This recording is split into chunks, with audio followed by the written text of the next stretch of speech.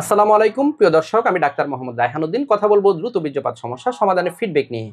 আজকে আমার সাথে যিনি আছেন তিনি চিকিৎসার পূর্বে কেমন ছিলেন এবং তিনি চিকিৎসার পর কেমন আছেন শুনবো ওনার মুখ থেকে। এবং আরেকটি ডিফারেন্স আজকে আপনাদেরকে এই ভিডিওর মাধ্যমে বলবো, তা হচ্ছে ওনার চিকিৎসা ব্যয়টা কেন কম ছিল, উনি কতদিন পর চিকিৎসা শুরু করেছেন এবং তিনি ডাক্তারের পরামর্শ ব্যতীত কোনো ধরনের ওষুধ সেবন করেছিলেন কিনা শুনবো ওনার মুখ থেকে। কেমন আছেন আপনি? আলহামদুলিল্লাহ। আলহামদুলিল্লাহ। যে আপনি মূলত যে সমস্যা নিয়ে এসেছেন, দ্রুত বীর্যপাতের সমস্যা, এই সমস্যাটা নিয়ে কতদিন ধরে ভুগছিলেন?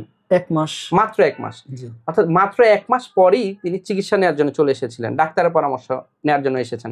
কোনো ধরনের ওষুধ সেবন করেননি তো এখানে আসার পূর্বে? জি না। ডাক্তারের পরামর্শ ব্যতীত ফার্মেসি থেকে নিয়ে, রাস্তার ধার থেকে নিয়ে কোনো কিছুই সেবন করেননি।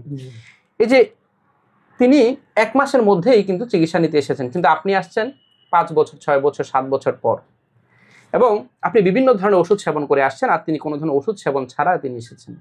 এবং আপনি চিকিৎসা নেওয়ার পর এবং চিকিৎসার পূর্বে কেমন সময় পাচ্ছেন এখন? এখন 15-20 মিনিট।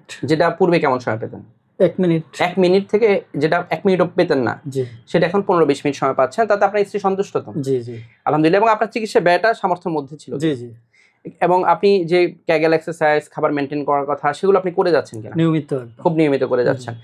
কিন্তু আপনি ক্যাগেল এক্সারসাইজ করছেন না, কিন্তু উনি করেছেন, তাহলে ওনার চিকিৎসা ব্যয়টা অবশ্যই কমই হবে, কিন্তু আপনার চিকিৎসা ব্যয়টা বেশি হবে। কারণ আপনি শুধু ওষুধ খেয়ে ভালো হতে চাচ্ছেন, আপনি ক্যাগেল এক্সারসাইজের প্রতি গুরুত্ব দিচ্ছেন না, লাইফ স্টাইলের প্রতি গুরুত্ব দিচ্ছেন না।